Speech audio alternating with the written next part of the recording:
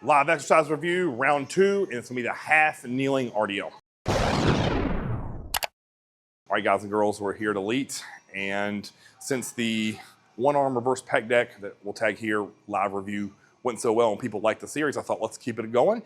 And I've had a handful of bikini girls and clients send me this half kneeling RDL with a dumbbell, and it's honestly an exercise I've never tried before. I've never recommended it because I've never tried it, and I'm never gonna recommend something that I've never tried. So I thought, you know what, let's get in here, let's do it today, and give you my instant reaction. All right, so I have zero reference for weight here. I have a 30-pound dumbbell.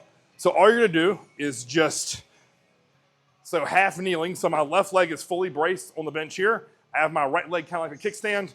I'm just gonna put this in front of my leg, and then it's just here, there. Let me see, I'm gonna try it a little bit different way. Let's see if I do this. I think I might like it this way better. Here, yeah. Definitely a good stretch for my hamstring. This definitely feels better and more natural. I'm feeling almost no glute. This is a hamstring all day long for me. Can I get a decent good glute contraction? It's okay. This is very light, by the way. I would assume I'd need at least double this. For hamstrings, I would actually give that a pretty good score, probably 7.5 out of 10.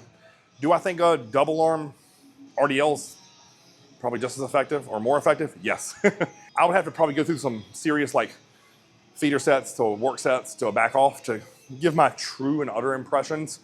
Because again, I'm assuming that to load that properly, I'd probably go 60, 80 and then see where 80 feel. 80 might be a good hard 8.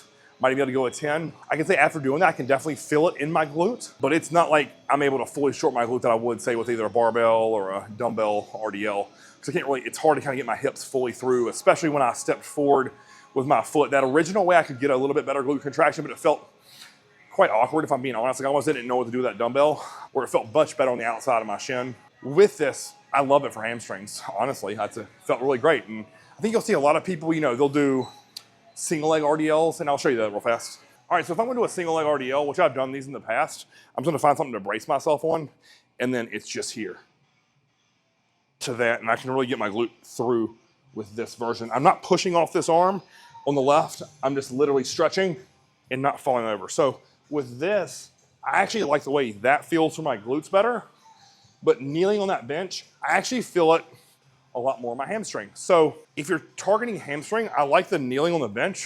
If you're targeting glute, I like it standing with your non-working arm braced. So there you have it, guys. Live review, kneeling dumbbell RDLs. I'm a fan for hamstrings. Glutes, not so much. I think there's just a different way you can load those. But there you have it. You know, I know that specifically women and people in the wellness division are really looking for different ways to target your hamstrings, maybe work around a back injury or work around a balance issue.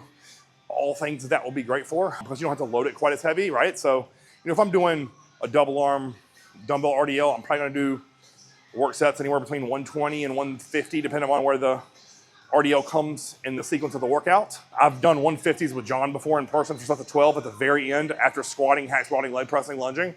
So that's an exercise that if you have a beat up low back, this may be a better option because you don't have to load it nearly as heavy and put your spine at risk with the heavier load. So again, my hamstring was screaming at me with that. So if that's an exercise you want to start tinkering around with, I would recommend trying that. I would probably do that at the very end of my hamstring workouts before I got into the portion of my glutes, if I'm thinking about pairing that with my leg day B. So there you have it, guys. 7.5 out of 10 for the hamstrings, 2.5 for glutes.